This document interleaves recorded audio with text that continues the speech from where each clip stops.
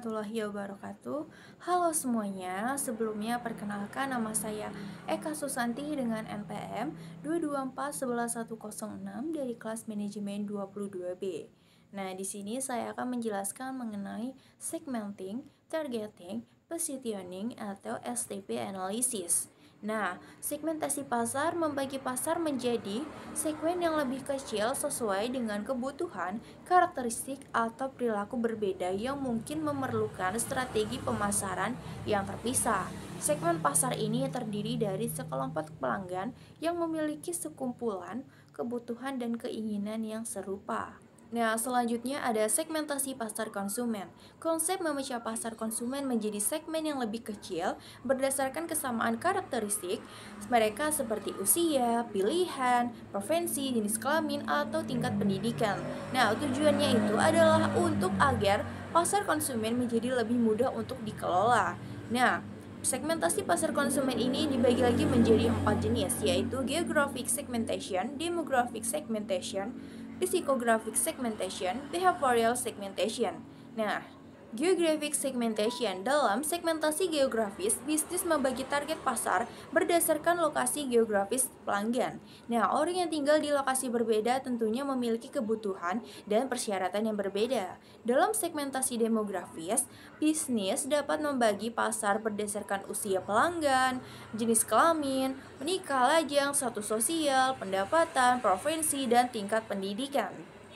Selanjutnya ada psikografis segmentation. Dalam segmentasi psikografis, perusahaan membagi pasar berdasarkan nilai, kepercayaan, pilihan, gaya hidup, minat, dan ciri kepribadian pelanggan. Nah, selanjutnya behavioral segmentation. Dalam segmentasi perilaku, bisnis membagi pasar berdasarkan sikap, kemiripan, ketidaksukaan, pola belanja, dan pengetahuan dari pelanggan itu sendiri.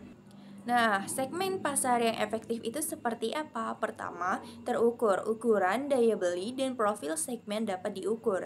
Kedua, dapat diakses. Segmen pasar dapat dijangkau dan dilayani secara efektif. Ketiga, substansial. Segmen pasar besar atau cukup menguntungkan untuk dilayani. Keempat, dapat dibedakan. Segmen dapat dibedakan secara konseptual dan merespon secara berbeda terhadap elemen dan program pemasaran yang berbeda. Kelima, dapat ditindaklanjuti. Program yang efektif dapat dirancang untuk menarik dan melayani segmen. Selanjutnya ada target pasar. Nah, target pasar merupakan sekumpulan konsumen yang menjadi sasaran perusahaan untuk membeli produk yang dijual. Menentukan target pasar bertujuan untuk mengelompokkan konsumen ke dalam sekelompok dengan ciri-ciri atau sifat tertentu yang hampir sama. Nah, market positioning atau posisi pasar yaitu tindakan merancang, penawaran, dan citra perusahaan untuk menempati tempat yang berbeda di benak target pasar. Model STP dalam pemasaran mengacu pada segmentasi, targeting, dan positioning. Model ini melibatkan pembagian pasar menjadi beberapa segmen berbeda, mengidentifikasi dan menargetkan kelompok pelanggan tertentu dengan kampanye pemasaran khusus yang memenuhi preferensi dan kebutuhan unik mereka, dan memposisikan produk atau layanan Anda sedemikian rupa sehingga sesuai dengan keinginan dan permintaan mereka. Nah, daripada hanya berfokus pada promosi produk, model STP ini menekankan pemahaman pelanggan dan pengalaman mereka yang mengarah pada interaksi yang lebih positif dan kaya antara pelanggan dan bisnis. Kemudian ada targeting. Nah, targeting ini merupakan penargetan di mana Anda memutuskan segmen mana yang layak untuk difokuskan untuk melakukan kampanye pemasaran. Selanjutnya ada positioning. Positioning ini merupakan teknik yang digunakan untuk membentuk persepsi terhadap produk atau layanan yang di benak audiens yang dituju. Melalui positioning, perusahaan bertujuan untuk menonjolkan fitur dan manfaat khas dari penawaran merek mereka yang membedakan dari para pesaing lainnya. Nah, bagaimana sih cara untuk membuat strategi pemasaran STP ini? Langkah pertama adalah dengan menentukan pasar. Menyegmentasikan pasar ke dalam kelompok-kelompok yang dapat dikelola dan dapat menjadi pendekatan yang efektif untuk menangkapnya. Dan untuk membuat rencana pemasaran, penting untuk mendefinisikan Total Attainable Market (TAM). Ini menunjukkan total permintaan pasar untuk layanan atau produk Anda. Ini merupakan pasar terbesar yang tersedia yang dapat menghasilkan pendapatan maksimal untuk bisnis. Serviceable Attainable Market (SAM) terletak dalam ATM yang ditentukan oleh batasan geografis atau spesialisasi produk. Pasar yang dapat diperoleh yang dapat diservis (SOM) terletak dalam SAM dan merupakan porsi pasar yang dapat dijangkau secara realistis setelah mempertimbangkan faktor-faktor tertentu seperti anggaran, persaingan, dan diferensiasi produk. Nah, langkah kedua adalah dengan membuat segmen audiens. Setelah mengidentifikasi pasar, langkah selanjutnya adalah mengelompokkan audiens atau konsumen ke dalam pasar tersebut.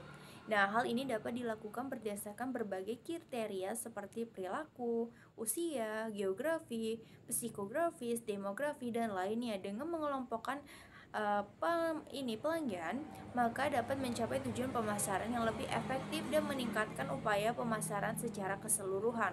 Lalu ada proporsi nilai pelanggan dengan mengidentifikasi segmen menarik setelah mensegmentasikan pasar. Nah, langkah keempat adalah mengevaluasi persaingan pasar.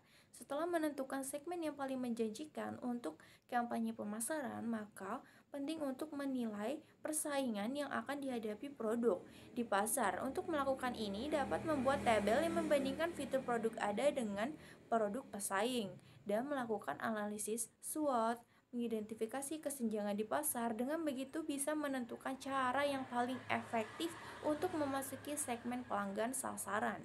Kelima adalah memperbaiki posisi. Nah, setelah langkah-langkah tadi diterapkan, maka dapat menerapkan salah satu strategi penentuan posisi atau kombinasi dari strategi tersebut untuk menentukan posisi produk Anda. Dan yang keenam adalah menentukan bauran pemasaran. Ini merupakan langkah terakhir dari model pemasaran STP, yaitu memilih bauran pemasaran yang akan memperkuat positioning. Nah, terdiri dari 7, yaitu produk, harga, promosi, tempat, orang, proses, dan bukti fisik. Nah, sekian penjelasan dari saya mengenai segmenting, targeting, positioning, atau STP analysis. Nah, mohon maaf apabila ada kata saya yang kurang berkenan. Sekian dan terima kasih. Wassalamualaikum warahmatullahi wabarakatuh.